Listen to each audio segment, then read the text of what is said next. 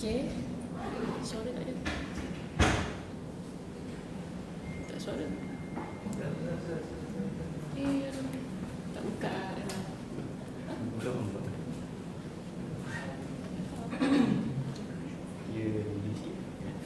Dia tinggi. Kenapa ada gambar kucing?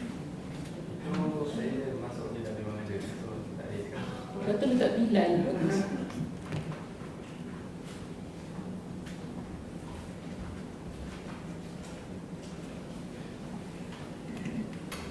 Okey, suara tu okey tak? Berpasir tak? Tak berpasir? Kuat ke tak? Nak kuat lagi ke tak? Okey je.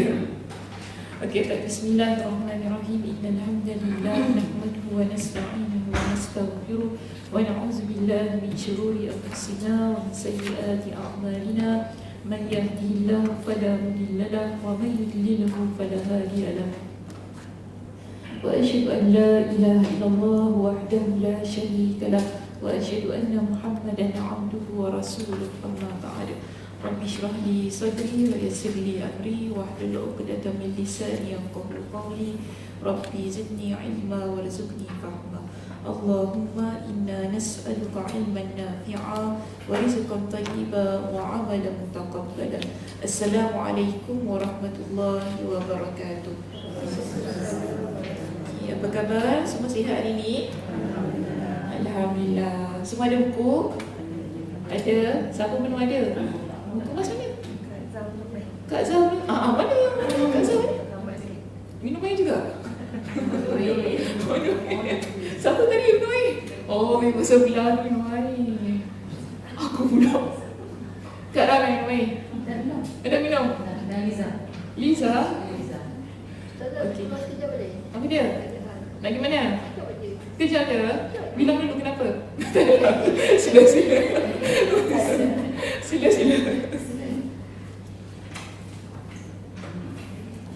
Okey baik, Alhamdulillah. Hari ini kita akan mulakan pengajian kita pada kitab yang baru. Jadi tahu kan kita punya kitab apa kan? Saya tak tahu, hari tu siapa yang tanya ada buku dia cetakan dia lain daripada Mas Ikram. Siapa ada buku cetakan yang lain sikit?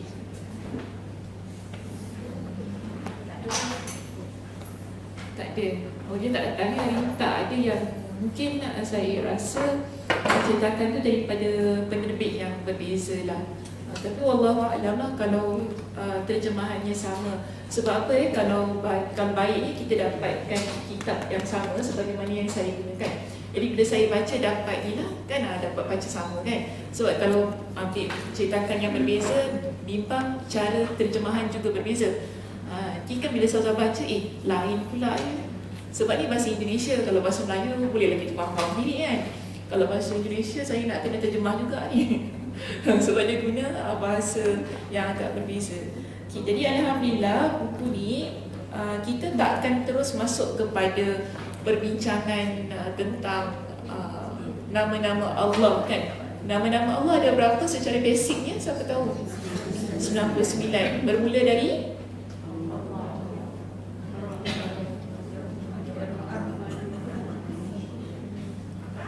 dari apa dia tak dengar cakap saya tu. Kak Ina. Apa dia Kak Ina? Ar-Rahman. Bolehlah, tak apalah. Tak kisahlah yang mana pun kan. Ar-Rahman. So kita tak akan terus masuk pada perbincangan nama Allah Ar-Rahman, Ar-Rahim. Itu semua nanti dululah. Sebab kalau lihat pada daftar isi itu dia punya ni, isi kandungan di sini kan, kita akan dapati di situ ada banyak bab. Kalau tentang nama-nama Allah tu kita akan masuk pada bab yang ke-16. Kalau nampak di situ ya, muka surat yang ni ya, bab yang ke-16. Jadi jauh lagi dah. So awal dulu bincang tentang hal-hal yang penting dulu kan, sebelum kita masuk kepada nama-nama Allah.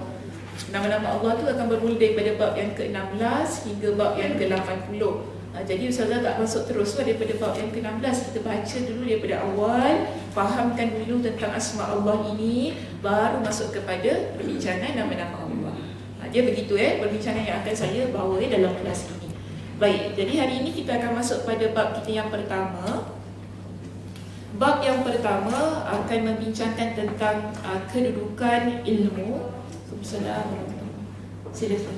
Kedudukan ilmu tentang asma dan sifat Allah. Jadi kenapa kita perlu belajar bagaimana apa dia punya kedudukan ni dalam agama kita tentang asma Allah. Maka ini yang akan kita bincangkan di bab kita yang pertama. So bab yang pertama ni kita ada 1, 2, 3, 4, 5, 6, 7, 8. Kita 8 muka surat insya-Allah kalau dapat habiskan perbincangannya pada pagi ini. Okey, terus kita masuk pada muka surat 2.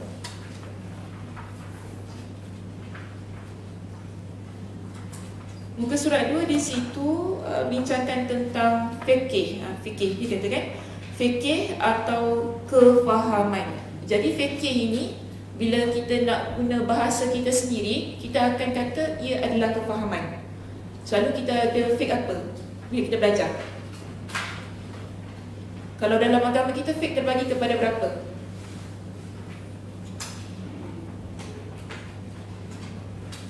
Kak Ram, fiqh bagi berapa? 4 dah 7 pada 4. Okay, apa dia sebut?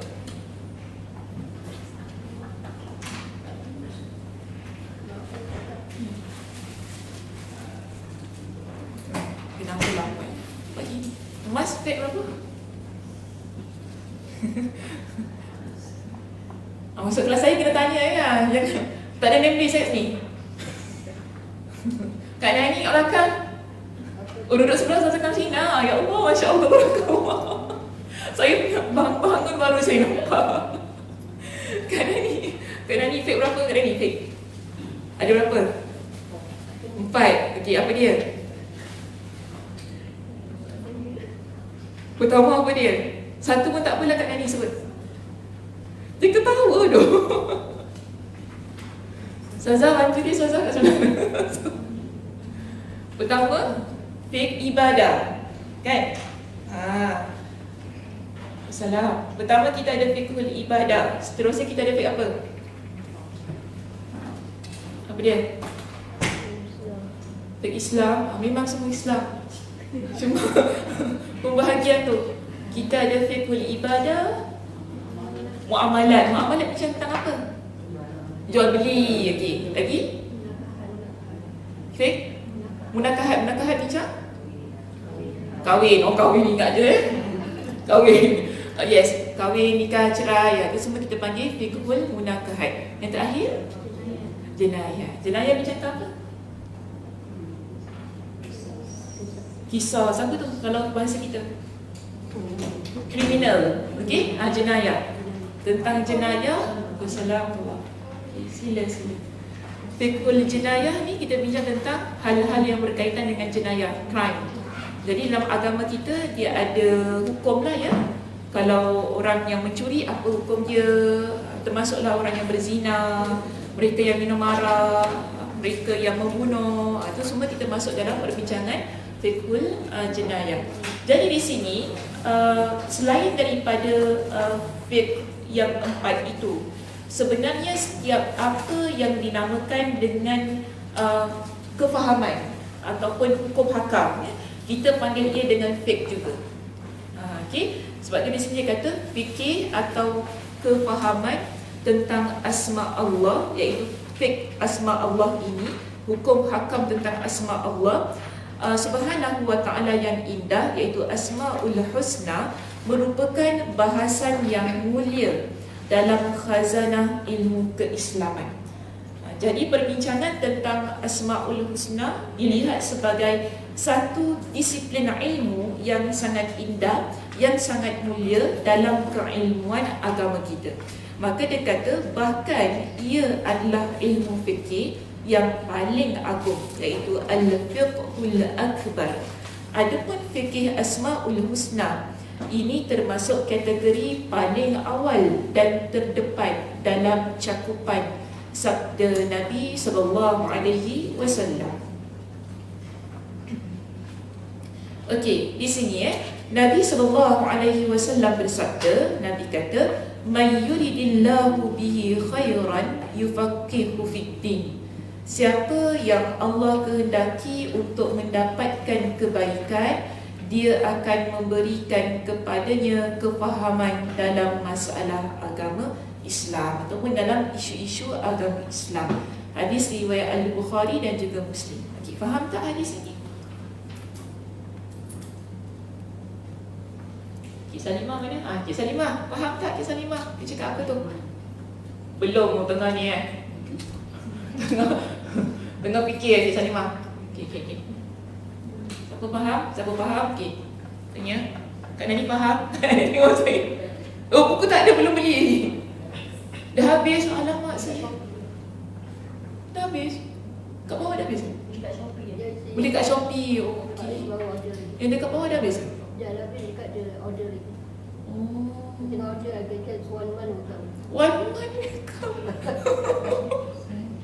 Saya dah cuti. Okey, welcome. Tak apalah. Okey, dengar dulu. Yang tak ada buku tak apa, boleh catat. Baik. Kak Aisyah duduk jauh kat belakang. Tak apa. Kak Zah, jawab. Kak Zah jawab, Kak Zah. Apa yang Kak Zah faham daripada hadis tu? Silakan.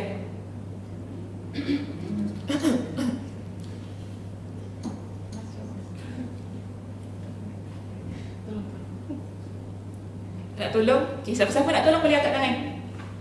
Kakak kita Syadah. Okey. Takut salah nama sebab dia pakai mask. Kak Syadah? Tak tahu. Janganlah kakak. May yuridillahu bi khairan. Siapa yang Allah inginkan pada dia dengan kebaikan, maka Allah akan berikan kepada dia dengan kefahaman agama. Okey, apa yang boleh kita faham daripada hadis ni? Okey, Siti Mariam. Kalau orang tu dia nak kebaikan, Tuhan pun tahu dia nak kebaikan kan. So akan bagi dia jalan untuk cari ilmu, untuk fahamkan, senang untuk faham apa yang ilmu yang akan diberikan. Okey, kalau Allah nak berikan kepada dia kebaikan, dia akan beri ilmu. Ilmu tu akan beri kita kebaikan, membuatkan satu-satu yang betul lah. Kali kedua dah ni. Macam mana? Macam mana susun ayat dia? Macam susun ayat Cik Mariam ni. Dia bosak. Macam mana? Kalau orang tu kebaikan. Okey, bila nak beri kebaikan, kita mesti ada ilmu. So Tuhan akan beri dia ilmu. Ilmu tu akan beri dia kefahaman untuk melakukan amalan lah yang betul lah. Ilmu akan berikan kita kefahaman untuk buat amalan yang betul. Jadi itu dinamakan sebagai kebaikan. Boleh. Something like that. Okay. Something like that lah. Something like that. Okay, Allah akan berikan kebaikan. Okay, saya tanya, kita dalam hidup nak kebaikan ke tak nak? Nak. Kebaikan apa yang kita nak dalam hidup? Semua yang baiklah. Semua yang baiklah. Tak kira lah. Tapi dia mesti dalam banyak benda-benda yang baik, dia mesti ada yang paling baik kan? Betul tak? Semua benda baik, tapi dia mesti ada yang paling baik dalam hidup kita. Yang paling baik dalam hidup kita ialah ilmu agama. Okey? Sebab tu di sini Nabi SAW ingatkan kepada kita, kalau kita ni nakkan perkara yang baik, kita perlu jadi orang yang belajar agama. Itulah yang akan menjadikan kita manusia yang baik. Jadi ini kita panggil sebagai antara ciri-ciri insan yang baik dalam agama ni, ialah bila Allah berikan kepada dia dengan kefahaman dalam agama. Okey, sekarang kenapa kita belajar kitab ni? Sebab kita inginkan kefahaman tentang agama kita. Betul tak? Kita inginkan kefahaman tentang Asmaul Husna. Asmaul Husna maknanya apa tadi? Nama-nama Allah yang baik. Penting sebab apa? Kita kena kenal siapa Tuhan kita. Betul tak? Tak kenal maka tak cinta. Betul bahasa Melayu itu? Ke salah? Ke tak setuju ayat tu? Betul nak kenal dulu baru cinta. Selagi tak kenal, selagi tak cinta. Kenal saudara Sakinah cinta tak?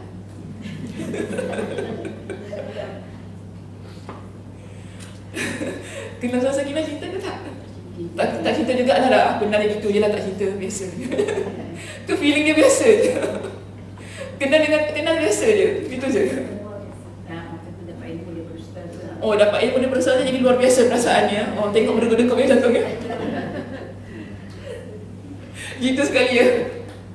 Kita nampak gini lah. Apa pun yang kita nak buat, kita mesti tahu, kita mesti kenal. Kita mesti suka. Baru kita dapat dekat dengan sesuatu yang kita nak tu tadi.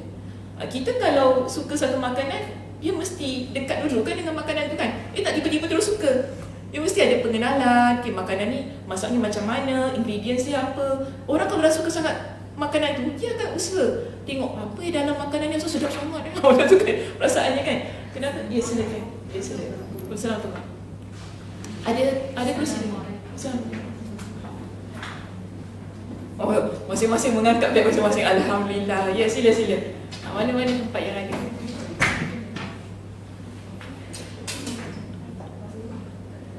Sekejap bagi teman-teman duduk.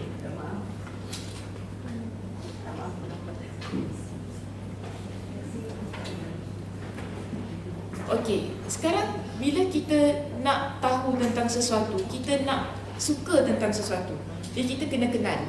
Perkara itu barulah dia akan timbul rasa sayang, rasa suka, rasa dekat.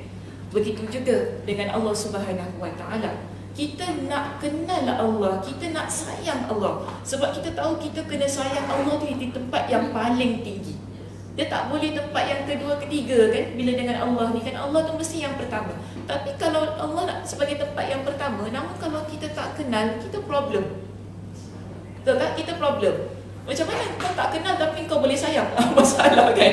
Tak kenal. Kenal tak? Entah aku. Habis macam mana kau suka? Entah aku suka je gitu. Pelik dek ni.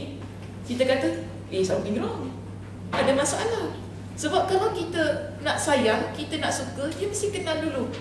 Bila kenal barulah terbentuknya perasaan. Kan kita dapat create kita punya atmosphere ataupun suasana yang baik pada tempat yang kita sayang ataupun sesuatu yang kita suka.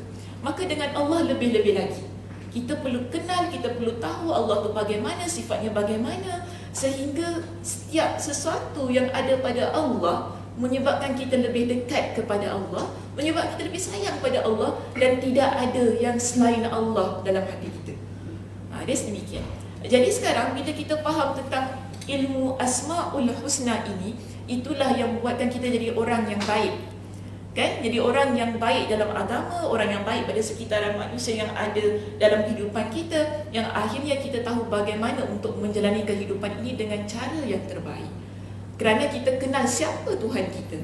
Dan kita tak nafikan setiap satu tentang kehidupan kita ini diatur oleh Allah. Jadi kita nak kenal Allah yang telah mengaturkan setiap satu dalam kehidupan kita ini. Sebab Nabi kata orang yang belajar agama, dia faham tentang agama ini, yang sedang, kalau kita nak apply pada konteks kitab kita di sini ialah tentang Asma'ul Husna ini, maka dia akan mendapat kebaikan dalam kehidupan dia. Baik, seterusnya di sini. Pengetahuan tentang Asma'ul Husna ini merupakan objek termulia yang digandrungi, maknanya yang ada dalam jiwa manusia. Dan dia merupakan sebaik-baik ilmu yang harus diraih mereka yang mendapat petunjuk dan hidayahnya. Bahkan ia merupakan tujuan utama dan terakhir yang hendak diraih oleh mereka yang berlumba dan bersaing untuk merebutkannya. Jadi di sini ada 3 perkara ya. Pertama, dia kata pengetahuan tentang Asma'ul Husna ni dia ada 3. Lagi.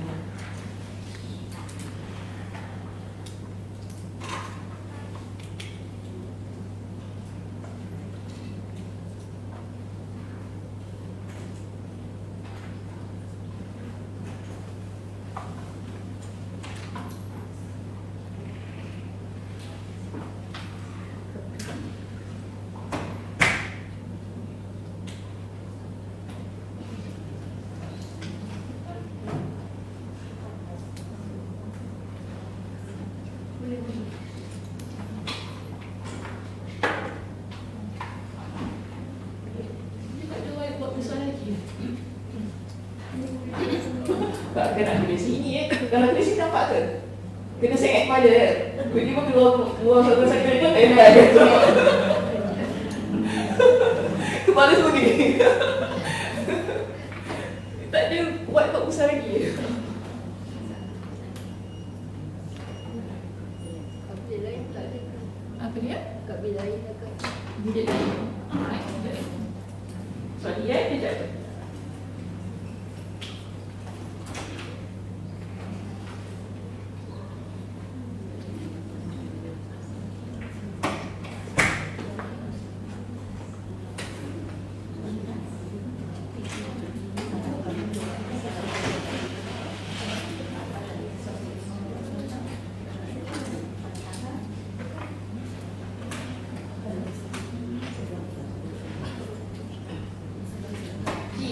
Cik baik, saya nak ambil ni boleh?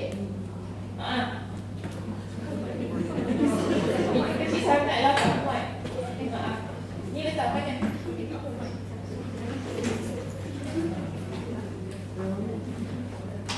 Oh, tak ada yang lain cik baik. Tak ada yang lain.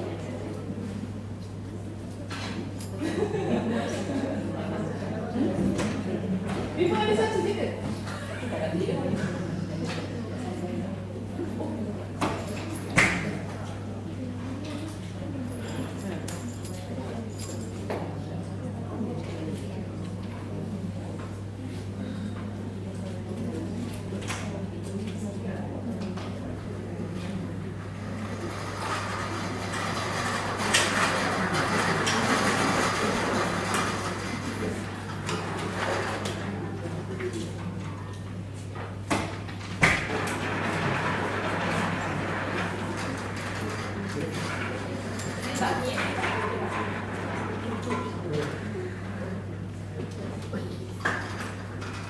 Saya nak dari situ takut semua tendang ni.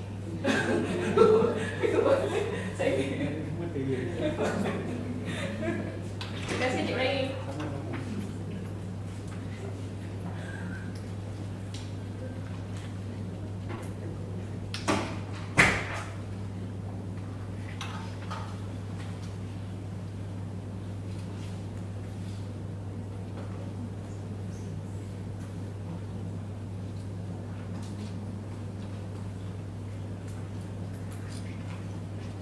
Okey, satu, pengetahuan tentang Asmaul Husna yang dilihat sebagai objek yang paling mulia. Objek tu kita kata perkara lah, senang kata ilmu lah. Okay.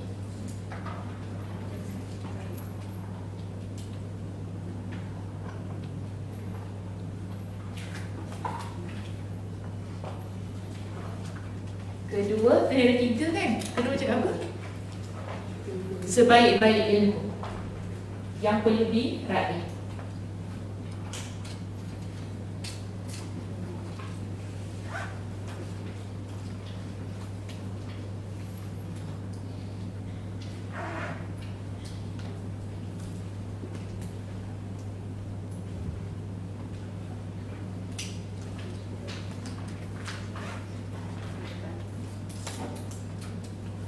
Okey, tujuan utama yang perlu diraih bagi mereka yang ingin meraih kebaikan.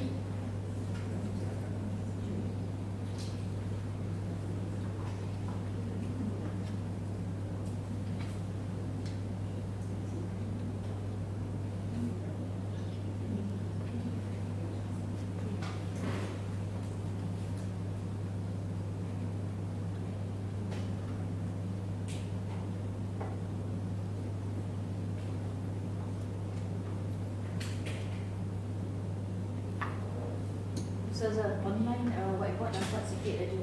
Online nampak sikit je. So move, ada request move towards your seat. Ini. Okay. Oh, macam ni. Betul. Okay. Ya. Kenapa mic saya? Tak, sini. Sini okey. Oh, sini. Oh, you tengok dekat situ. Itu. Oh, sini pun nampak you tengok sini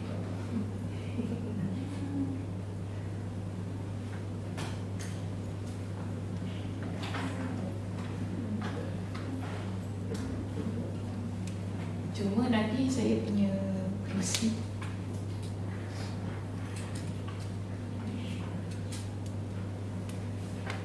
Jadi ada 3 perkara tentang pengetahuan Asmaul Husna itu tadi. Jadi ilmu ini bagaikan tiang pancang menuju Allah Subhanahu wa taala. Inilah pintu utama meraih kecintaan dan keredaan Allah.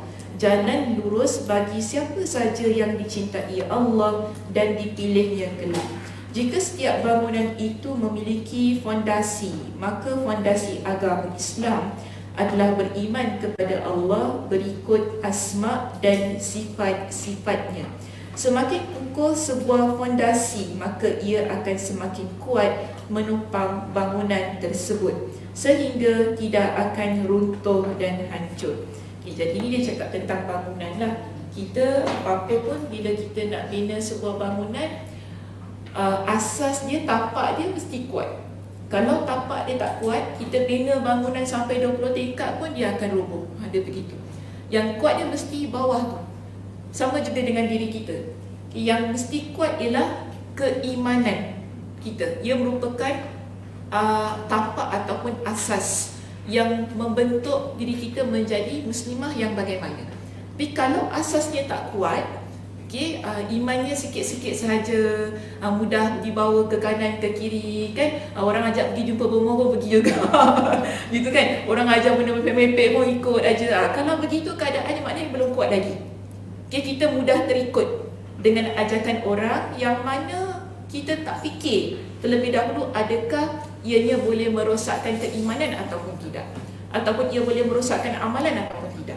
Jadi dalam hal ini foundation tadi mesti kuat. Fondasi yang dipanggil sebagai keimanan kepada Allah Subhanahu wa taala yang berkaitan dengan asma dan sifat-sifat Allah.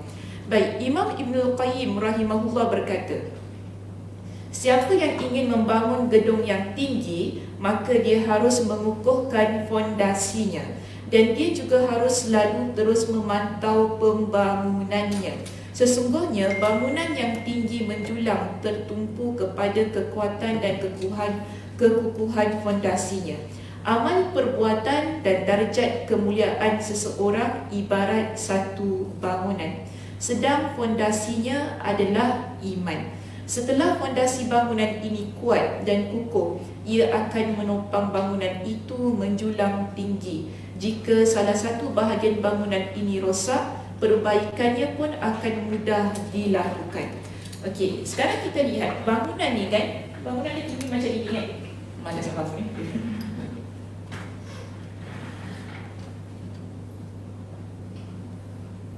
Okay, so ni bawah ni. Ni yang kita panggil sebagai tapak ni lah.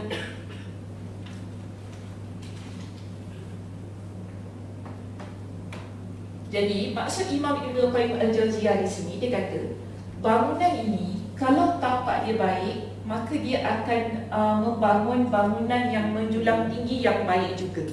Okey. Jadi kalau iman kita baik,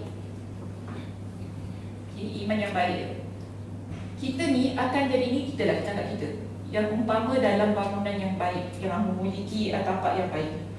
Kalau kita ada iman yang baik, di sini kita kata darjat kita akan naik juga menjadi orang yang baik. Dan amal soleh kita juga akan naik menjadi bukan naik lah, kita kata memiliki kualiti yang baik ketika kita beramal. Tetapi kalau tapak ini ataupun iman ini dia rosak, kualiti diri kita juga akan turut rosak. Dia makin turun, dia tak makin menaik. Iman ini yang tak baik tadi kan juga akan membuat amal soleh kita turun. Sebab apa? Tadi dia kata kalau bangunan itu tapaknya tak baik, kita susah nak detect. Yang bangunan kita boleh detect ialah bila yang rosak dekat atas. Tahu tak? Contoh, kita sekarang dekat Masjid Kasim kan, kita boleh korek sampai bawah ke nak detect bawah tu ada masalah ke tak? Tak boleh. Yang kita boleh tengok dia punya dinding, tiang dia sikit kan, tingkap. Maknanya kita nampak, oh ini kalau ada benda-benda yang rosak, inilah yang kita perbaiki. Tapi kalau tapak dia tak baik, kita tak boleh nak detect benda tu. Susah. Sebab itu kita nampak ini, orang kalau dia punya iman dia banyak masalah kan. Kita kalau cakap apa susah nak dapat. Dia susah nak terima apa kita cakap. Tentang amalan dia contoh. Kita kata amalan awak ni ada sikit masalah lah, mungkin ke arah kesihatan kan. Agak-agak dia boleh terima tak? Susah. Orang kalau iman dia okey, dia akan check balik tau. Betul ke? Aku buat ni kan. Dia akan periksa balik sebab apa? Iman dia dah okey. Tapi kalau iman kita problem, apa yang kita buat dekat atas ini, dia susah kita nak baiki. Sebab itu kalau imannya baik, okay, apa yang kita buat kat atas, kalau ada rosak ke apa kan, kerana iman yang baik tadi, dia akan buat kita boleh tutup balik. Maksudnya kalau ada apa-apa kerosakan, kita akan dapat perbaiki. Contoh kalau ada amalan kita yang silap, orang kata, awak solat macam tersilap lah tadi macam sepatutnya angkat takbir gini, pasal awak angkat takbir macam gini. Contoh gitu kan. Itu kalau pergi umrah nampak macam-macam orang beramal Allah hebat. Awak sujud macam gini kan. Kita macam, awak macam salah sujud lah. Kita sujud kan macam gini. Tak ada, saya sujud macam benda kecil. Susah saya ajar macam gitu. So kita nampak gini, orang kalau imannya mantap, imannya memiliki tapak yang asasnya kukuh. Jadi kalau kita cuba koreksi apa-apa yang silap di atas ini, insya-Allah dia dapat membantu diri dia. Tapi kalau tidak, sukar. Sebab tu foundation tu penting. Maksudnya tapak ini sangat penting untuk dibina di atas sesuatu yang sangat kukuh, sangat baik. Ini berkaitan dengan keimanan. Jadi Asmaul Husna juga begitu. Kalau kefahaman kita tentang Asmaul Husna ini betul, maka betul lah pengenalan kita terhadap Allah Subhanahu Wa Taala. Betul jugalah apa yang kita praktikkan tentang agama ini. Baik, seterusnya. Namun dia kata, namun muka surat 3 namun jika fondasi bangunan tersebut tidak kukuh, maka bangunan tersebut tidak mungkin dapat berdiri dengan kukuh. Tidak ada kekuatan. Jika nanti salah satu bahagian dari fondasi ini rosak, bangunan ini pasti akan rentan roboh, maksudnya akan mudah roboh. Seorang ahli construction pasti akan selalu memikirkan peletakan fondasi yang benar dan kukuh. Sebaliknya, orang yang bukan ahlinya meninggikan bangunan tanpa fondasi yang kukuh, sehingga bangunan yang didirikannya itu pasti tidak berapa lama akan runtuh. Allah Subhanahu Wa Taala telah menjelaskan mengenai hal tersebut dengan firman-Nya. Okey, so kita ada surah At-Taubah ayat 109.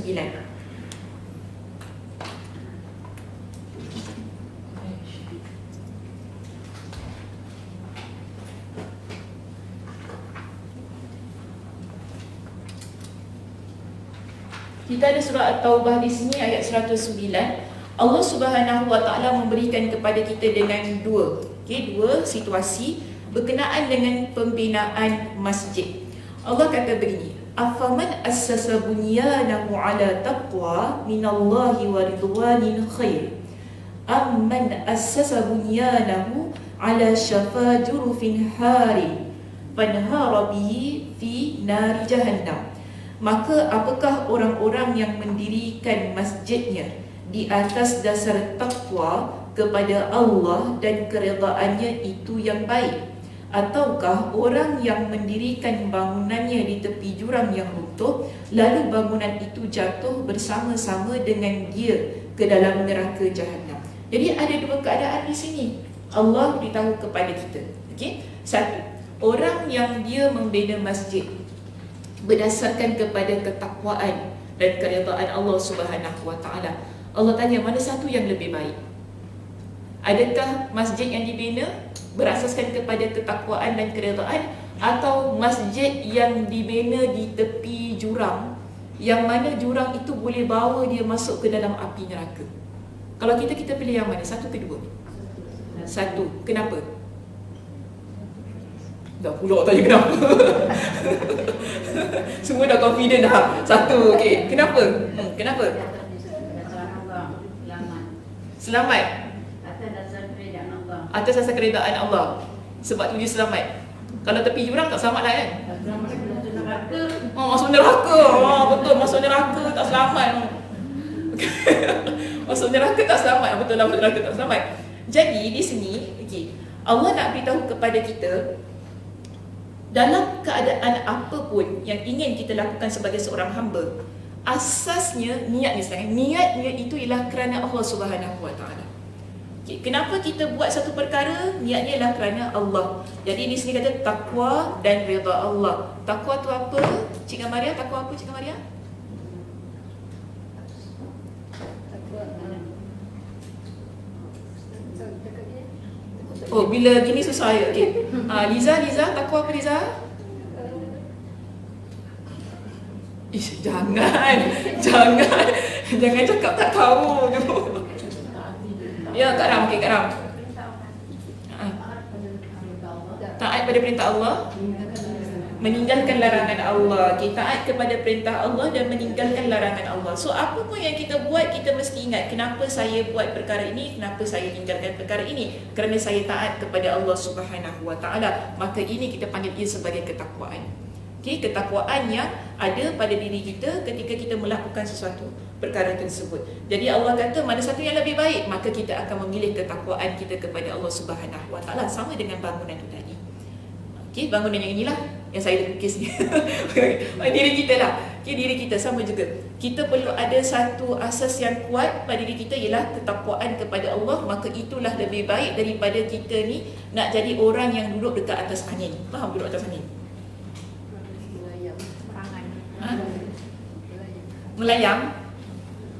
Melayang macam saya lah, dulu saya melayang. Macam mana? Maknanya ada pendirian yang kukuh berkaitan dengan keimanan yang betul kepada Allah Subhanahu Wa Taala. Baik, seterusnya, posisi pondasi sebuah gedung yang akan dibangun. Masih lagi pasal gedung. Okey. Yang akan dibangun laksana tenaga bagi tubuh manusia. Jika tenaga dalam dirinya itu kuat, maka tenaga itu pasti akan mampu menopang tubuh manusia dan mencegahnya dari pelbagai kendala. Namun jika tenaga dan tubuhnya lemah, tentu ia tidak akan mampu menopang tubuhnya dan akan mengalami banyak kendala. Kendala tu banyak masalah ya. Daripada sudut kesihatan, daripada sudut pergerakan. Maka itu jadikanlah bangunan dirimu tertumpu pada kekuatan iman. Jika sesuatu ketika di atapnya ada bahagian yang retak, akan lebih mudah untuk mengetahuinya daripada mengetahui bahagian fondasi yang rosak. Ya, maknanya kita ni pada diri kita, kita perlu kuatkan ialah keimanan. Jadi apa-apa yang rosak pada atap tu maksudnya mungkin pada amal ibadah kita, pada keimanan itu, ia dapat dibantu untuk diperbaiki sehingga kita akan mudah untuk pulang ke pangkal jalan. Baik, fondasi yang dimaksudkan dalam bahasan di sini terdiri atas dua perkara penting. Jadi kita nak kata fondasi ni yang sedang dibincangkan daripada awal itu tadi tu bagaimana? Maka dia berikan kepada kita dengan dua keadaan. Pertama, sahihnya ma'rifah, iaitu pengenalan kepada Allah. Sahih itu maksudnya betul pengenalan yang betul tentang Allah, perintahnya, asma tu maksudnya nama-nama serta sifat-sifat Allah. Kedua, hanya tunduk dan patuh kepada Allah dan Rasulnya, tidak kepada yang lain. Okey, maksud yang pertama apa? Soalan. Maksud yang pertama apa? Sahihnya makrifah, iaitu pengenalan kepada Allah, perintahnya, asma' dan sifat-sifatnya. Kakak nama siapa? Yang sedang melihat saya. Iza, okey. Iza, ada jawapan? Tauhid, okey. Boleh explain lagi? Elaborate lagi. Jadi kawan-kawan boleh faham. Kita mesti kenal sifat Allah yang bersifat tu. Kita nak lihat sifat Allah itu. Dan kita mengetahui sifat Allah. So kira-kira kita punya lagi kukuhkan keimanan kita. Jadi itu yang dimaksudkan dengan sahihnya makrifah tentang Allah. Okey, kita nak kata pengenalan tentang Allah yang betul tu bagaimana? Boleh dapat soalan saya? Kak Mariam okey? InsyaAllah. Masya Allah. Apa yang Masya Allah tiba-tiba? Masya Allah saya ke Masya Allah jawapan ke macam mana? Maksud saya macam Terkejut pula saya tengok Masya Allah. Okay. Apa dia Masya Allah? Mengenal Allah dengan Mungkin boleh tolong Izzah tadi betulkan sikit ke macam nak susun balik. Saya rasa maksud awak Izzah. ialah macam tentang apa, mengenal Allah dengan apa, dalil Al-Quran dan Sunnah lah baru betul sifat Masya Allah, tabarakallah, mantap. Okey. Jadi maknanya bila kita nak ada fondasi iman yang kuat dalam hidup kita ini, pertama ialah kita belajar daripada sumber yang betul. Okey, nak dapatkan pengenalan yang betul daripada tentang Allah Subhanahu Wa Taala, perintah Allah, nama-nama Allah, sifat-sifat Allah, dalilnya apa? Pembuktian yang bagaimana? Perbincangannya bagaimana? Mesti dia betul. Kalau kita based on dalil yang salah, pun salah lah walaupun kita rasa betul. Jadi sebab tu di sini nak dapatkan kefahaman yang betul, makrifah, pengenalan yang betul tentang Allah, ia memerlukan kepada ilmu yang benar bersumberkan kepada dalil-dalil yang sahih daripada Al-Quran dan hadis-hadis Nabi sallallahu alaihi wasallam. Okey, baik, itu yang pertama. Yang kedua, hanya tunduk dan patuh kepada Allah dan Rasulnya, tidak kepada yang lain. Sebelah sini pula lah. Sebelah situ dah kena. Sebelah sini. Kak Ji. Sami'na wa ata'na, Masya Allah. Terus Sami'na wa ata'na. Senang. Tak payah nak kona-kona Sami'na wa ata'na. Okey, selain tu Kak Ji, macam mana you nak elaborate benda tu? tunduk patuh maknanya kita membuat sesuatu atas perintah Allah. Kalau Allah larang, kita tinggalkan tanpa bersoal jawab. Tanpa bersoal jawab. Susah juga Kak Ji kau cakap gitu. Kita suruh pakai tudung ni cakap banyak suruh pakai tudung, sama pakai tudung panas. Itu untuk bini Nabi je. Macam gitu cakap gitu kan. Susah juga Kak Ji. Macam mana nak murnikan, nak lembutkan lagi? Macam mana Kak Ji? Dia ada satu word yang mewakili keseluruhan pada poin kita yang kedua ni, yang membuat kita akan lebih mudah faham. Kakak sebelah Kak Ina. Siapa nama kakak, lupa saya? Kak Siti ya? Kak Siti? Itu Kak Siti. Oh, tu Siti lain Ni Siti lain Ni Siti Suja. Ni Siti apa? Siti Hajar. Okey, Kak Siti Hajar. Takwa lah. Takwa. Itu dah masuk yang pertama tadi. Yang pertama tadi dah masuk takwa. Maksudnya yang pertama, bila kita ada ilmu yang betul, kefahaman yang betul, ianya akan membentuk ketakwaan. Seterusnya dia pergi yang kedua. Yang kedua. Cik Gaji. Takutnya. Yang kedua ni. Yang kedua. Tunduk dan patuh kepada Allah dan Rasulnya, tidak pada yang lainnya. Apa tadi kakak? Jangan mensyirikkan Allah. Cantik, mudah ayat dia. Okay, so yang kedua ialah jangan mensyirikkan Allah. Kita tunduk dan patuh hanya kepada Allah, tidak pada yang selain Allah. Kalau kita tunduk dan patuh pada selain Allah, itulah yang kita akan buat perkara-perkara yang menduakan Allah, iaitu yang mensyirikkan Allah Subhanahu Wa Taala. Itu yang buat kita mudah goyah, kita mudah pergi sana pergi sini, nak ambil itu ambil ini kan, untuk mendinding diri dan sebagainya. Tapi kalau kita tahu ketundukan dan kepatuhan kita hanya pada Allah, kita tahu bahawa Allah itu yang akan lindungi kita. Benda-benda tangkal ke apa ni semua tak berkuasa, tak boleh lindungi kita. Sebab itu ini merupakan, kita panggil, asas keimanan yang kukuh, yang perlu ada pada diri seseorang bagi dia membentuk dirinya menjadi orang beriman yang sebenar-benar beriman kepada Allah. Iaitu kalau diibaratkan dengan bangunan itu tadi, bangunan yang tinggi menjulang, yang begitu kukuh. Base-nya sangat kuat berdasarkan kepada dua perkara ini. Okey, satu tadi ialah sahihnya makrifah, itu pengenalan yang benar tentang Allah. Dan yang kedua, senang kata kita kata di situ, tidak mensyirikkan Allah Subhanahu Wa Taala. Okey, baik, seterusnya muka surat kita yang keempat. Inilah fondasi terkuat bangunan Islam. Keduanya harus dijadikan sebagai fondasi bangunan yang didirikan oleh setiap hamba. Okay, sorry lupa nak tulis. Sebab nanti ada orang kat rumah. Ustazah ingat orang kat rumah. Okey, kejap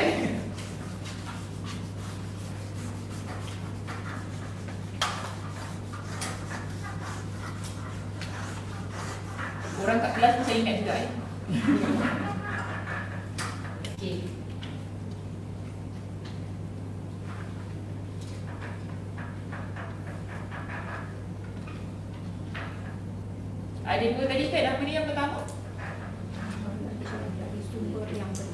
pengenalan yang benar tentang Allah.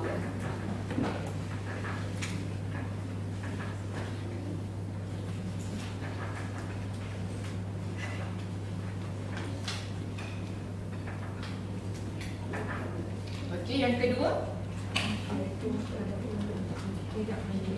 tidak bersyirikkan Allah. Oh, guna ayat tu begitu.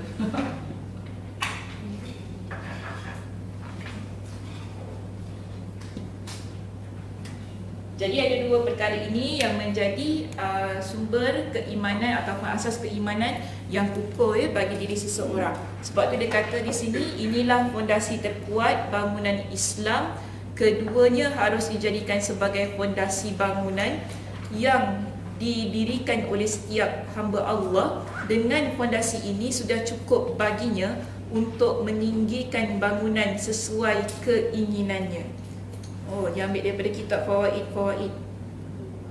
Kitab mana ni? Masjid Kufran. Saya baik ingat. Demikianlah penjelasan Ibnul Qayyim. Oleh kerana itu, begitu banyak dalil di dalam Al-Quranul Karim yang mengukuhkan dan juga menguatkan fondasi dan landasan ini. Bahkan hampir tidak ada satu ayat pun dalam Al-Quran yang tidak menyebutkan nama-nama Allah yang baik, iaitu Asma'ul Husna, dan sifatnya yang mulia, iaitu As-Sifatul Ula. Hal ini menjadi bukti kukuh betapa pentingnya pengetahuan tentang Asma'ul Husna dan semangat untuk mengetahuinya. Tingginya kedudukan pengetahuan mengenai Asma'ul Husna kerana ia merupakan tujuan utama diciptakannya manusia dan perwujudan eksistensinya dan kewujudannya. Kerana itu, ketauhidan yang diciptakan Allah bagi makhluknya agar mentauhidkannya terjadi menjadi dua bahagian. Okey, dua bahagian tauhid dalam kitab kita ini disebut pertama tauhid al-ma'rifah wal itsbat. Tauhid yang bersifat pengenalan dan penetapan. Ketauhidan ini mencakup keimanan kepada rububiyah Allah. Rububiyah maksudnya ketuhanannya. Rububiyah Allah, asma' dan sifat-sifatnya. Kita ada tauhid yang kedua. Okay, tauhid yang kedua itu tauhid al-iradah wa talab. Tauhid yang bersifat kehendak dan permintaan, iaitu tauhid yang terkait dengan ibadah. Tauhid yang pertama tadi tauhid al-ma'rifah wal itsbat, nombor 1 di situ, yang ia bersifat pengenalan dan penetapan didasarkan pada firman-Nya. Okay, apa dalil untuk tauhid yang pertama? Dia ambil di sini surah At-Talaq ayat yang ke-12. Allahul ladzi khalaqa sab'a samawati wa minal ardi mislahunna yatanazzalu al-amru bainahunna lita'lamu anna Allah 'ala kulli syai'in qadir wa anna Allah qad ahata bi kulli syai'in 'ilma. Allah yang menciptakan 7 langit dan dari penciptaan bumi juga serupa. Perintah Allah berlaku padanya agar kamu mengetahui bahawa Allah Maha Kuasa atas segala sesuatu dan ilmu Allah benar-benar meliputi segala sesuatu. Okey, dalil untuk yang pertama. Seterusnya, tauhid yang kedua yang bersifat kehendak dan permintaan didasarkan pada firman-Nya. Okey, tauhid yang kedua tadi tauhid al-iradah wat talab. Ini adalah dalilnya. Wa ma khalaqtul jinna wal insa illa liya'budun. Aku tidak menciptakan jin dan manusia melainkan agar mereka beribadah kepada aku. Surah Adz-Dzariyat ayat 56. Okey, kita nampak macam ni. Kita ada dua tadi kan? Dia bagi dua kan tauhid tadi kan? Okey. Tauhid yang pertama dia adalah kita panggil sebagai sesuatu yang berbentuk pengenalan, teori. Okay, kita kenal Allah itu gini, Allah tu Maha Pengampun, Maha Pengasih, Maha Penyayang, Maha Menciptakan, Maha segala-galanya. Kita kata teori satu, kita faham gitu. Tetapi yang kedua ialah bagaimana kita merealisasikan apa yang kita faham tentang yang pertama. Itu yang dinamakan dengan ibadah kita. Okay, kita buat apa yang kita faham dengan tauhid yang pertama, tauhid pengenalan tadi. Kita kenal, okay, ramai orang tahu Allah itu Maha Esa, kan Allah tu Maha Penyayang. Tapi secara amalinya bagaimana? Kita ni adakah kita melakukan perbuatan-perbuatan yang mensyirikkan Allah contohnya? Di situ kan. So yang kedua ni kita panggil dia sebagai praktikal kita, ibadah kita untuk membuktikan keimanan kita kepada Allah Subhanahu Wa Taala. Maka sebab tu dia sendiri kata pada ayat yang pertama iaitu surah At-Talaq ayat 12 dijelaskan bahawasanya penciptaan itu bertujuan agar manusia memiliki pengetahuan tentang tujuan tauhid tersebut. Jadi kita tahu tentang Allah yang kita imani itu kan, Allah yang Maha Esa, Allah yang menciptakan segala-galanya, kita tahu. Tapi ada pun pada ayat yang kedua iaitu surah Az-Zariyat ayat 56 dijelaskan bahawa penciptaan bertujuan agar manusia hanya beribadah kepada Allah. Dengan demikian, hakikat tauhid itu terdiri atas ilmu dan perbuatan. Jadi tauhid ini dia bukan hanya kita tahu Allah itu Maha Esa. Namun tauhid juga ianya terkandung di situ tentang perbuatan kita. Apa yang kita buat untuk menyokong pengetahuan yang kita miliki. Ilmu dan perbuatan. Bermakna tahu dia mesti buat. Namanya, yelah aku tahu bukan? Tapi buat tak? Tak, aku tempe. Ke macam gitu. Tahu. Buat ke tak? Entah tak tahu. Macam itu keadaannya. So kalau tahu dia kena buat. Sedemikian. Baik, sekarang di sini kita lihat di bawah sini dia akan berikan kepada kita dengan contoh-contoh tentang pengetahuan berkaitan Allah Subhanahu Wa Taala dalam Al-Quran. Maka di sini disebutkan di dalam Al-Quran Al-Karim boleh dijumpai banyak sekali ayat yang mengandungi perintah kepada kita untuk mempelajari ilmu tentang Asmaul Husna yang mulia ini. Di samping memberikan perhatian yang serius terhadap landasan tauhid yang agung ini. Jadi kalau kita lihat ayat kita ni 1 sampailah muka surat belakang tau. 5 sampai 6 kan? Semuanya bermula dengan perkataan fa'lamu, ketahuilah. Ia berkaitan tentang ilmu yang memerintahkan kita supaya belajar, yang memerintahkan kita supaya mengetahui tentang asma'ullah, iaitu Asma'ul Husna, nama-nama Allah yang baik. Okey, baik. Muka surat 5. Lihat pada ayat yang pertama. Fa'lamu annallaha azizun hakimun.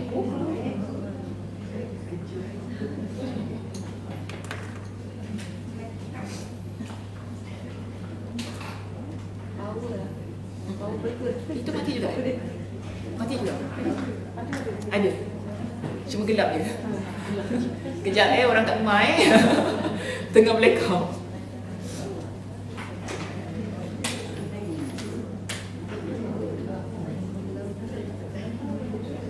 Baru nak bagi homework. Dah Kak Ram, dah boleh masuk dah Kak Ram. Baru Kak Ram nak hang, tak ada. Baru Kak Ram nak. Okey, sekarang kita ada ayat surah apa? Al-Baqarah ayat 209 kan? Kat situ. Fa'lamu annallaha azizun hakim. Okey, daripada barisan yang pertama di sebelah kiri saya di sini.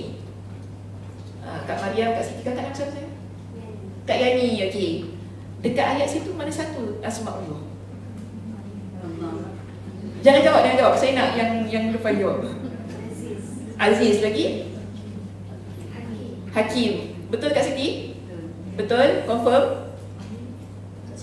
Kak Siti ni, sebab saya tanya barisan ni. Dia tak tengok saya dari tadi. Confirm. Kak Mariam confirm. Okey, Azizun Hakim. Di situ nama Allah apa maksudnya? Allah Maha Perkasa, Maha Bijaksana. Okey, barisan daripada Kak Syuhada sampai Mas. Ayat yang kedua, ketiga, keempat. Mana satu? Mampus. Kena banyak pula kita ni. Aduh. Ya orang kena satu ayat, kita kena tiga ayat, kita tak fair betul. Okey, tak apa. Al-Alim.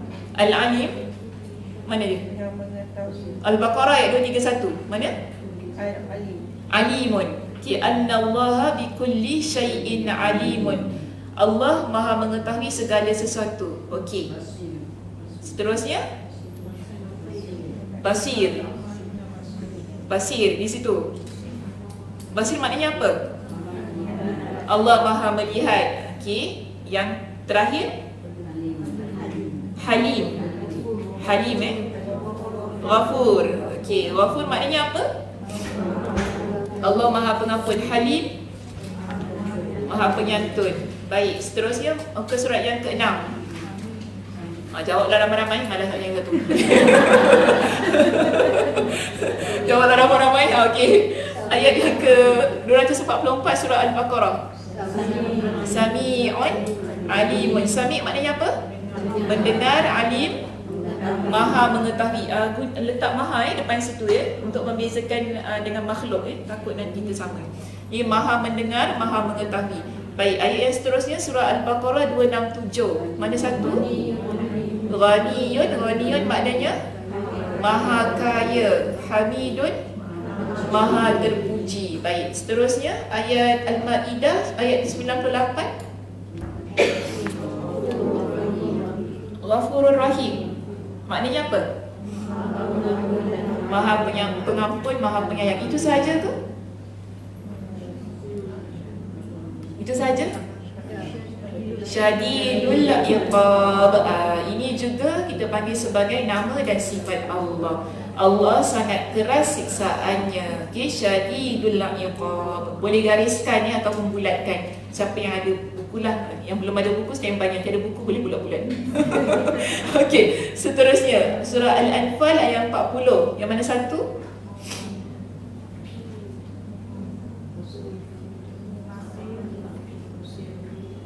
Nasir. Ada berapa dekat situ? Surah Al-Anfal ayat 40.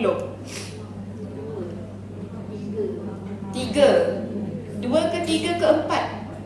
4. 5 ke 6, 7? 7. Okey. Berapa? 3. Apa dia kata? Keluarkan. Maulakum. Okey, maulakum lagi. Kenapa maulakum di situ? Pelindung. Okey, itu sifat Allah Allah Maha Pelindung. Anallaha maulakum. Lagi ni'mal maula, sebaik-baik pelindung. Wa ni'man nasir. Okey, sebaik-baik penolong. Jadi ada 3. Okey, sifat Allah di situ. Yang seterusnya surah Al-Baqarah ayat 194. Ada tak ada? Mutakin tu orang-orang yang beriman.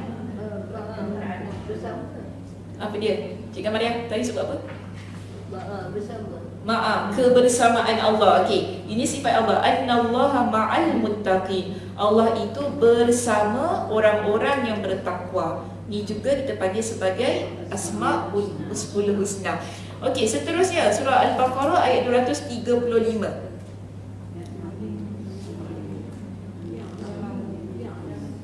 Yang lama saja.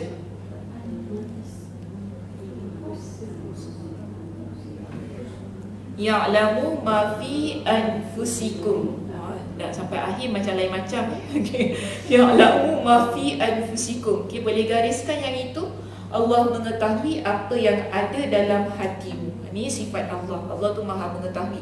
Apa pun walaupun kita sembunyikan dalam hati kita. Tapi makhluk boleh tak? Tahu tak apa yang ada dalam hati saya? Tak tahu.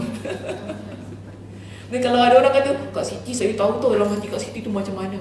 Kak Siti nak cakap apa? Ya ke? Ya ke?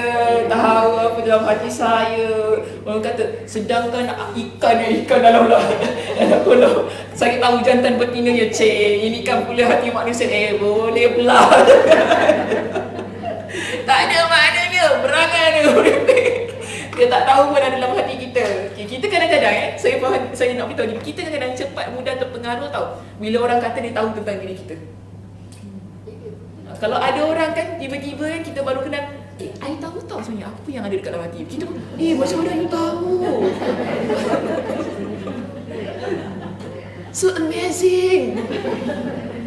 I curious tau, macam mana you tahu? You ada ilmu kasyaf You share sikit apa yang tahu tentang I.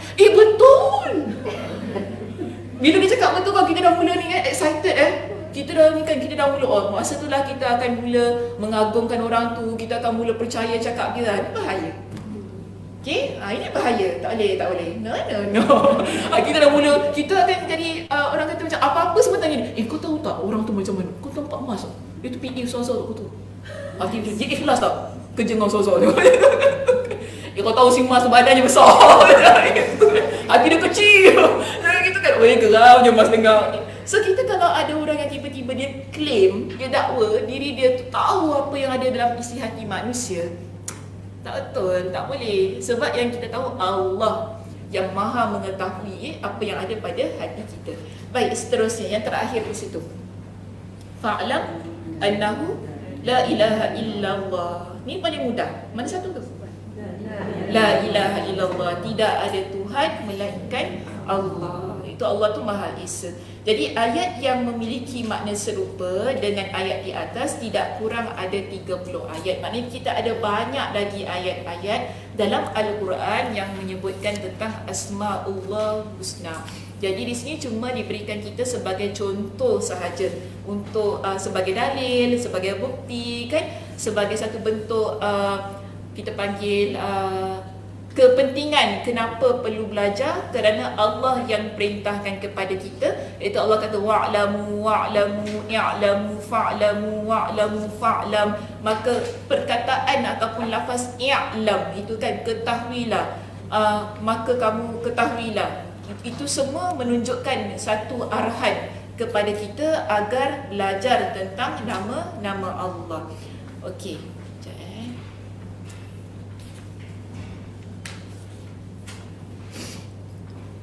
Firman Allah Subhanahu wa taala di dalam Al-Quranul Karim yang secara khusus menyebutkan asma-asma dan sifat-sifat Allah tak terhitung jumlahnya. Begitu banyaknya jumlah ayat tersebut sehingga tak dapat dibandingkan dengan penyebutan perkara lain. Jadi berkaitan dengan nama-nama Allah ini dalam Al-Quran disebutkan dengan begitu banyak sekali. Kalau kita nak bandingkan dengan isu-isu yang lain dalam Al-Quran, nama-nama Allah yang paling banyak.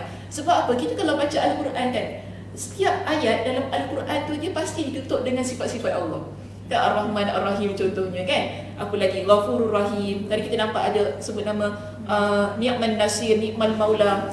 Dalam setiap ayat Al-Quran tu kebiasaannya kita akan jumpa ditutupi dengan pengagungan pada Allah Subhanahu wa taala. Jadi ini membuktikan bahawa dalam Al-Quran yang kita baca ini, isu tentang Asma'ul Husna itu lebih luas berbanding dengan isu-isu yang lain. Contohnya di sini dia berikan kepada kita dengan satu keadaan. Dia petik di sini pendapat daripada Syekh Islam Ibn Taymiyah. Dia kata ayat di dalam Al-Quran yang menyebutkan asma, sifat dan perbuatan Allah jumlahnya sangat banyak. Apalagi jikalau dibandingkan dengan penyebutan mengenai makanan, minuman dan pernikahan di dalam syurga. Kalau nak kata tentang makanan, minuman dan kehidupan dalam syurga ni, dia tak sebanyak sebagaimana tentang ayat-ayat Allah yang menyebutkan Asma'ul Husna. Kalau tentang syurga, neraka, hari kiamat, memang disebutkan, tetapi jumlahnya tak setanding dengan nama-nama Allah itu tadi. Maka dia kata ayat-ayat yang menyebutkan asma serta sifat-sifatnya mendapatkan kedudukan lebih mulia daripada ayat-ayat yang menceritakan tentang hari kiamat.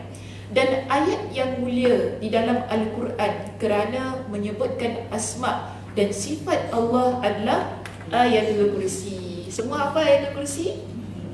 Siapa tak hafal kat kanan? Tak apalah, jangan malulah. Panjang tau Ayatul Kursi tu, bukan pendek. Walaupun dia satu ayat kan dalam Al-Quran, surah apa? Surah Al-Baqarah ayat 255, betul tak? Saya cakap? Tak cakap Betul 255 takut salah sebut ayat tu. 255 kan? Jadi kita nampak di sini, dekat sini dah tulis ayat yang ke-255. Dalam Ayatul Kursi, kalau kita buka daripada awal sampailah ke akhirnya, di situ ianya merangkumi semua nama-nama Allah, sifat-sifat Allah. Dan dia kata di sini hal ini ditegaskan dalam hadis yang sahih. Apa buktinya? Dia kata ada sebuah hadis yang sahih yang diriwayatkan oleh Imam Muslim dari Nabi SAW. Baginda pernah bertanya kepada Ubay bin Ka'ab radhiyallahu anhu, "Atadri ayyu ayatin fi kitabillahi a'zam?" Tahukah kamu ayat yang paling mulia di dalam Al-Quran? Qala, jadi Ubay bin Ka'ab dia pun jawab. Dia kata apa? Allahu la ilaha illa huwal hayyul qayyum. Ubay kata artinya Allah tiada Tuhan selain Dia yang maha hidup, kekal lagi terus menerus mengurus makhluknya. Lantas Nabi SAW pun menepuk dada Ubay dengan tangan baginda seraya berkata, selamat atas ilmu yang kamu miliki, wahai Abu Munzir. Maknanya Nabi setuju dengan apa yang disebutkan oleh Ubay bin Ka'ab itu tadi. Okey, buka ayatul kursi itu dalam Al-Quran, dalam apps Quran. Beritahu saya mana satu nama-nama Allah daripada dalam keseluruhan ayat itu.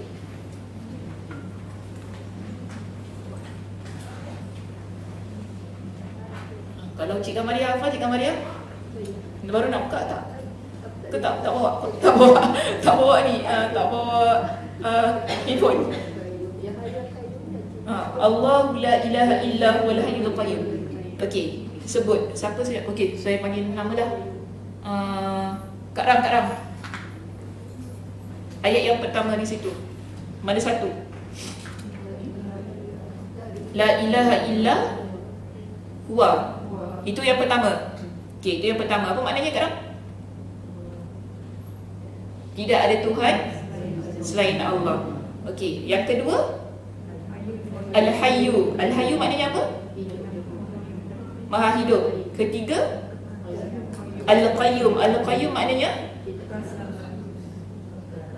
keras.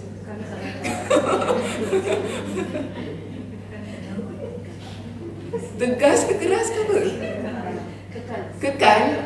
Kekal. Okey, yang kekal, yang mentadbir lah, yang mentadbir kehidupan. Okey, yang keempat tak ngantuk. Bahasa Arabnya apa? La ta'khuzuhu sinatun. Jangan main baca je ayat kursi tak faham apa sinatun. La ta'khuzuhu sinatun. Sinatun tu maksudnya tak tidur. Wala naum. Jap. Bukan tak tidur. Tak ngantuk. Sinatun tu tak ngantuk. Kita ngantuk tak? Ngantuk. Ada pukul 11 ni bila nak habis ni. Allah ngantuknya aku. Okey. Kita ngantuk kan? Allah tak ngantuk. Kemudian wala naum. Yang keberapa tu? Suka. 5. Betul ke kakak? 1, 2, 3, 4, 5. Okey. Yang keenam? Terpinga-pinga semua? Tak ada lagi. Biar betul tak ada lagi. Lahu ma fis samawati wa ma fil ard. Okey, itu yang keenam. Yang ketujuh, allazi yashfa', yang memberi syafaat. Okey, itu juga sifat Allah. Lagi, ya'lamu ma baina aydihim wa ma khalfahum. Apa maknanya? Yang maha mengetahui apa yang ada di depan dan apa yang ada di belakang. Lagi, semualah tu. Wala yuhituna bi syai'in min ilmihi illa bima syaa. Wasi'a kursiyyus samawati wal ard wala ya'uduhu hifzuhuma. Yang last kuat sungguh. Wa huwal aliyyul azim. Ini dah senang sikit tadi tahu kan? Aliyyun azimun. Jadi kita lihat dalam ayatul kursi ini keseluruhannya mengandungi nama-nama Allah, sifat-sifat Allah. Maka sebab itu dia kata ini adalah ayat yang paling mulia di dalam Al-Quran. Bukan kita kata ayat lain tak mulia, sebab ayatul kursi ni dia satu ayat tu saja. 200 ayat 255, dalam ayat 255 tu keseluruhannya daripada awal hingga akhir mengandungi nama-nama dan sifat Allah. Okey. Jadi di sini ada pun surah yang paling mulia dalam Al-Quranul Karim adalah surah Ummul Quran, iaitu Al-Fatihah. Hal ini berdasarkan hadis Abu Sa'id bin Al-Mu'alla radhiyallahu anhu dalam Sahih Al-Bukhari.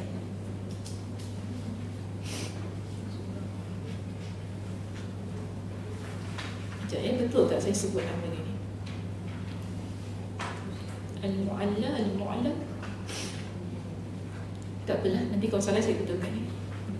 Nabi SAW berkata kepadanya, innahu lam yanzil fit Taurati wala fil Injil wala fil Zabur wala fil Qur'ani mithluha wa hiya as-sab'ul mathani wal Qur'anul azim alladhi utituhu.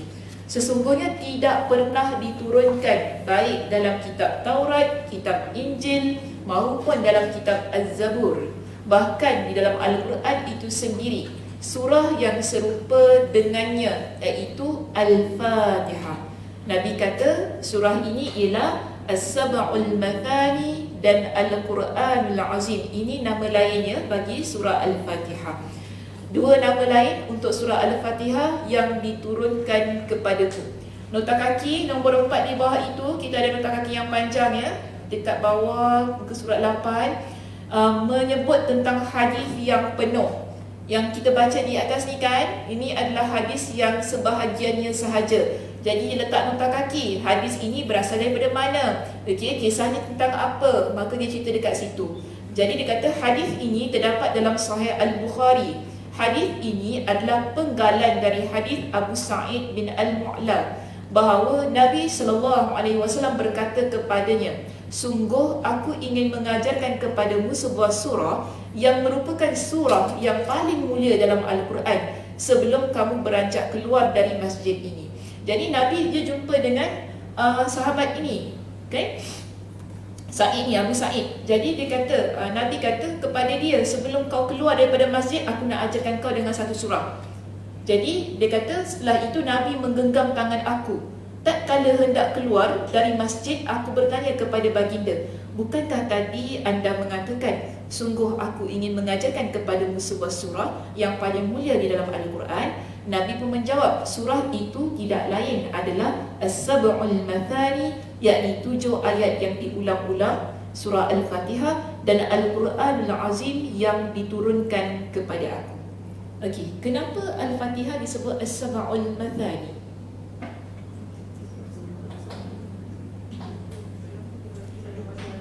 Ada jawapan? 7 ayat yang ulang-ulang. Sebab dalam solat baca berapa kali? Saja dia tanya soalan geram je dia minta. Geram je aku depan dia tanya soalan tak agak-agak aku fikir. Berapa kali baca tu? 14, 17, 16. Setiap rakaat kita baca kan 7 ayat tu kan, kita ulang-ulang kan. Okey, sebab tu dipanggil sebagai As-Sab'ul Mathani. Tapi ini pendapat ulama sahaja. Okey, pendapat ulama, iaitu pendapat Imam Ibn Hajar Al-Asqalani di dalam kitabnya Fathul Bari. Ketika dia mensyarahkan hadis ini, dia beritahu bahawa kenapa kemungkinan dia kata fi tasmiyatiha mathani faqil. Dia kata kalau dalam bahasa Arab ni bila kita guna faqil ataupun qaul, maknanya itu hanya pendapat-pendapat yang belum lagi mu'tamad. Okay, so kalau orang yang pandai baca bahasa Arab tu dia tahulah, kalau tak pandai baca semua dia kata pendapat. Gitu kan. So kalau bila kata faqil, maknanya di situ kemungkinan, dia tak confirm. Okey, faqil lah, pertama dia kata li'annaha tatanna fi kulli raka'atin ay tu'ad. Kerana bila kita solat, dalam setiap kali kita solat kan kita akan baca surah Al-Fatihah. Kalau tak baca tak sah. Maknanya itu yang disebut sebagai As-Sab'ul Mathani, 7 ayat yang diulang-ulang. Baik, yang kedua dia kata li'annaha yathanna biha 'ala Allah. Kerana dalam Al-Quran, dalam surah Al-Fatihah itu dia mengulang-ulang memuji dan memuja Allah Subhanahu Wa Taala. Sebab kalau kita baca setiap kali dalam solat kan, kita ulang-ulang, kita puji, kita puja Allah dalam solat kita. Dan yang ketiga, dia kata kerana surah ini tidak diturunkan kepada umat yang sebelumnya. Kan? Tadi pun kita baca kan, Nabi kata apa? Innahu lam yanzil fit Taurah wala fil Injil wala fil Zabur. Surah ini tidak pernah diturunkan ataupun tak ada pun dalam kitab Taurat, dalam kitab Injil, dalam kitab Zabur. Tapi bila kita buka Al-Quran, pembukaannya dah Al-Fatihah. Berbeza dengan kitab-kitab yang lain. Kalau Al-Quran pembukaannya ada satu surah yang khusus, surah yang detail menceritakan tentang Allah, tentang orang-orang yang sesat dan sebagainya di situ. Maka sebab itu yang ketiga dia kata surah ini tidak pernah diturunkan kepada umat yang lain, tetapi ia diturunkan hanya kepada umat Nabi sallallahu alaihi wasallam. So kita ada 3 pendapat ya kenapa dikatakan surah Al-Fatihah sebagai As-Sab'ul Mathani. Baik, di dalam surah tersebut disebutkan asma dan sifat Allah yang lebih utama daripada penyebutan tentang hari kiamat. Okey, buka surah Al-Fatihah, beritahu saya dalam surah Al-Fatihah tu mana satu asma'ullah yang letakkan? Tak payah buka lah. Ke tak hafal buka juga? Oh, buka jugalah ya. Susah tak ingat nama. Dia kalau baca boleh salah. Bila buka, bila nak suruh keluar tu leceh. Macam mana? Ayat pertama Ar-Rahman Ar-Rahim. Itu pada apa? Bismillah kan? Okey, bezanya Al-Fatihah ni dengan yang lain, Bismillah tu dirangkum sebagai ayat yang pertama. Kalau tak ada Bismillah tu dia jadi 6 ayat. Jadi Bismillah tu ada jadi 7. Okey, so Bismillahirrahmanirrahim diletakkan sebagai ayat yang pertama. Tapi kalau kita buka dalam surah-surah yang lain, ayat pertama bukan Bismillahirrahmanirrahim, walaupun ada di situ kan. Jadi di sini kita lihat dalam Al-Fatihah ni bezanya, itu keistimewaan yang sangat unggul daripada yang lain. Diletakkan ayat yang pertama ialah nama Allah itu sendiri. Okey, Ar-Rahman Ar-Rahim. Ayat yang kedua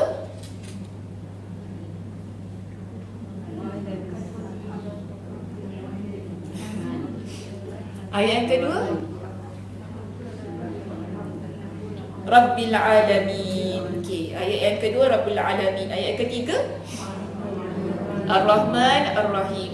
Ayat yang keempat Malik Yaumiddin. 5 ada?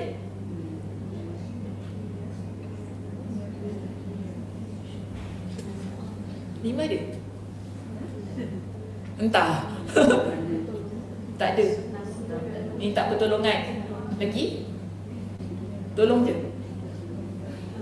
Sembah. Kita sembah, kita minta pertolongan. Itu sifat Allah ke bukan? Mana satu? Confirm tak? Cik Maria? Muka Cik Maria macam blur. Kenapa Cik Maria? Betul? Betul? Itu sifat Allah ke bukan? Sembah, minta pertolongan. Ya, sifat Allah.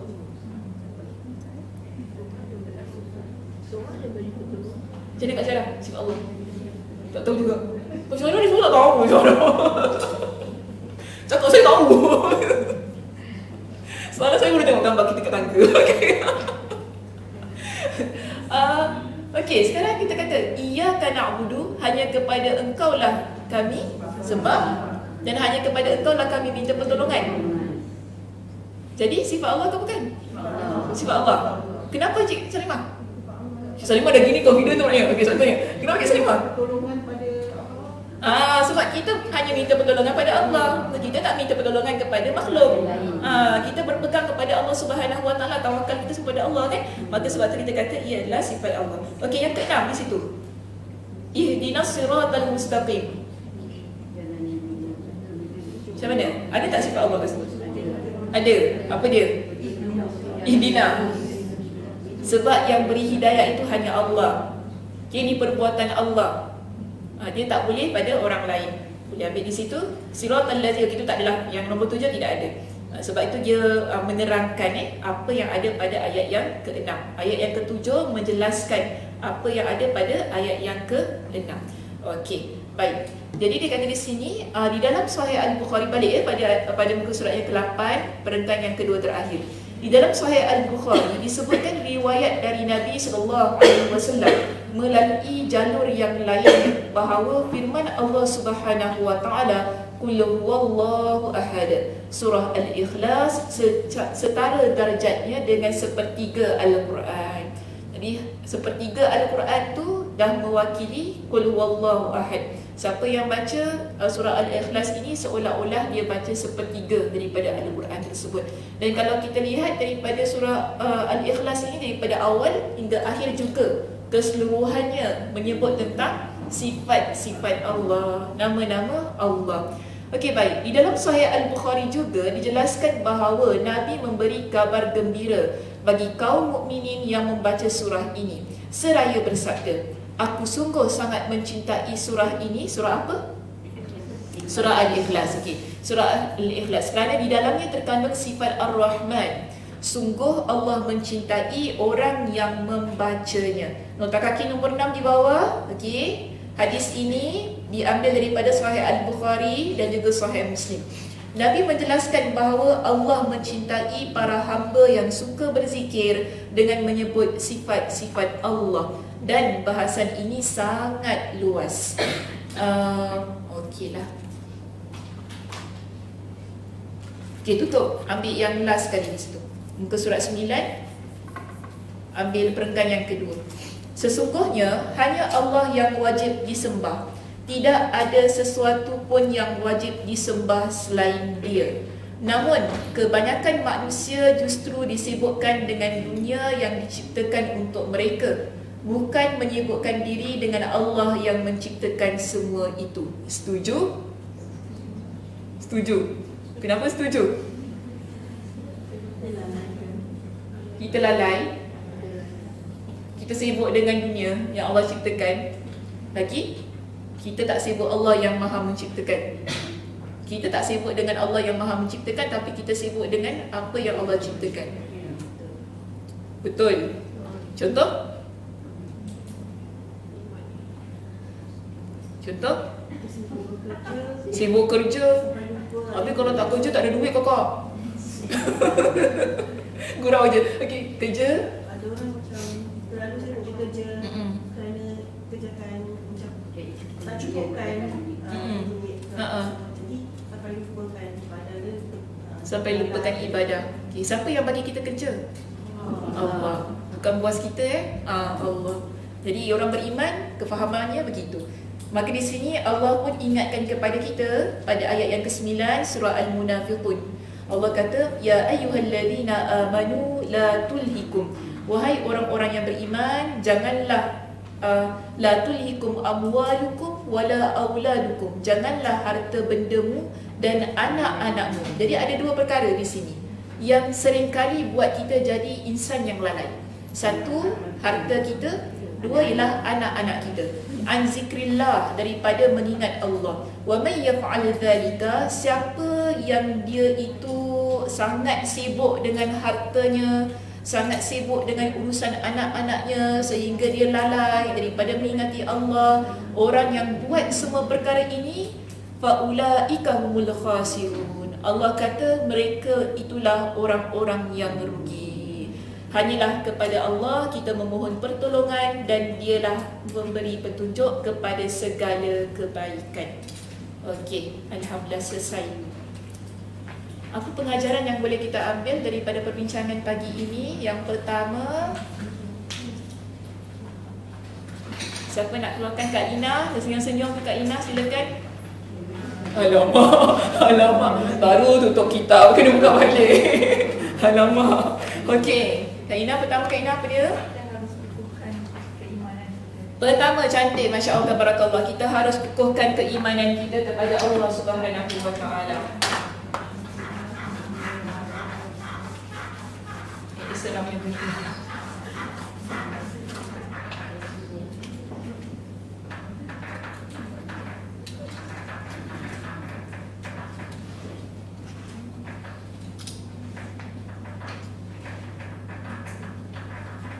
Bagaimana Kak Ina nak kukuhkan tu? Jelaskan.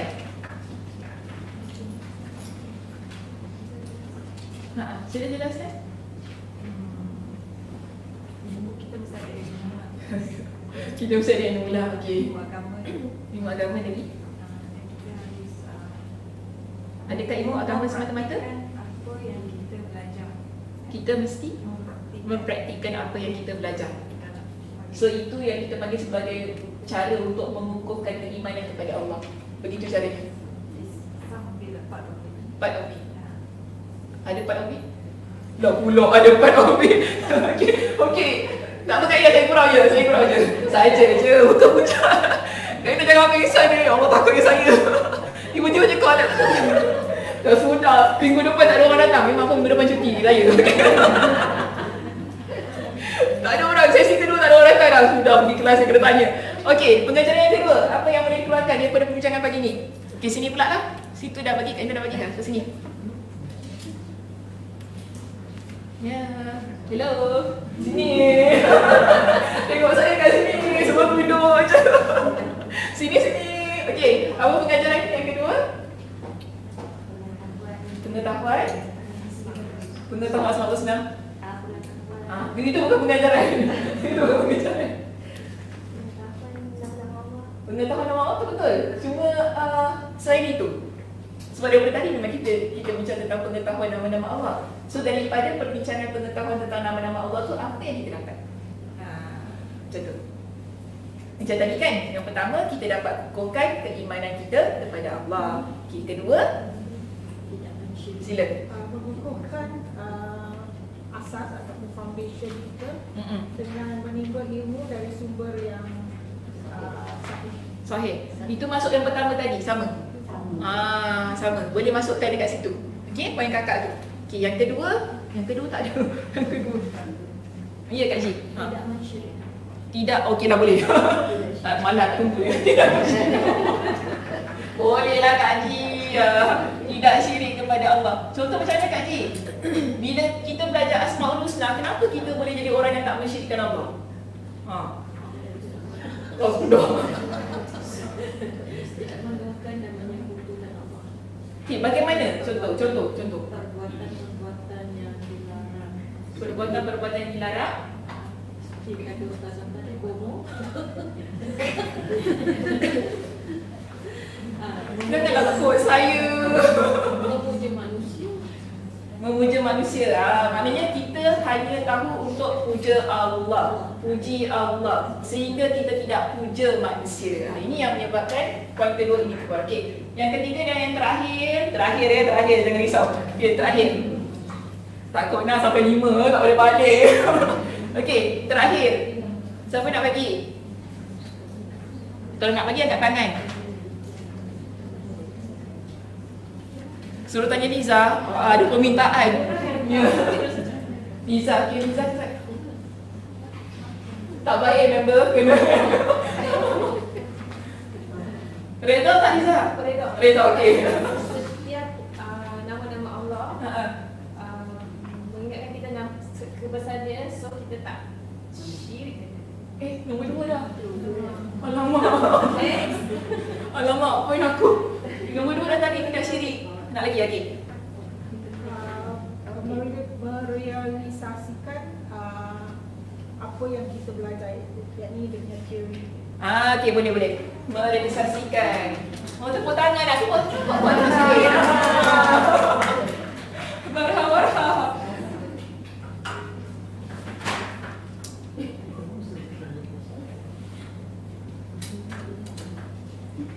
Merealisasikan dalam pengamalan, dalam amal ibadah kita, tentang pengukuhan iman tadilah. Iman dah kukuh dah cantik dah, tapi adakah nak biarkan begitu saja? Ia mesti diamalkan. Amalan mesti amal solat kita, solat, puasa, amal ibadah lah yang terkandung dalam rukun Islam. Kalau ini kita panggil rukun iman.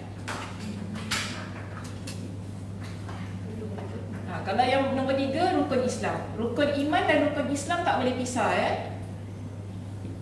Kerana rukun Islam ini dia merealisasikan rukun iman kita. Rukun iman tu percaya Allah itu Esa, kan? Percaya tentang kitab-kitab Allah, Rasulullah dan sebagainya. Tetapi bagaimana pengamalannya? Masuk pada rukun Islam, tentang solat, puasa, zakat dan sebagainya. Okey, terima kasih kepada semua yang mengikuti pengajian kita, tak kira sama ada secara fizikal maupun secara online. Mudah-mudahan Allah Subhanahu Wa Taala memberkati pertemuan pada pagi ini, dan mudah-mudahan apa yang kita pelajari mendapat manfaat dan dapat diamalkan bersama. Minggu depan tak ada kuliah sebab kita cuti hari tasyrik. Ke nak kuliah? Sebenarnya dia kata kalau nak kuliah boleh. Tak payahlah cuti raya kedua. Okey. Cuti raya, tak apa. Cuti raya.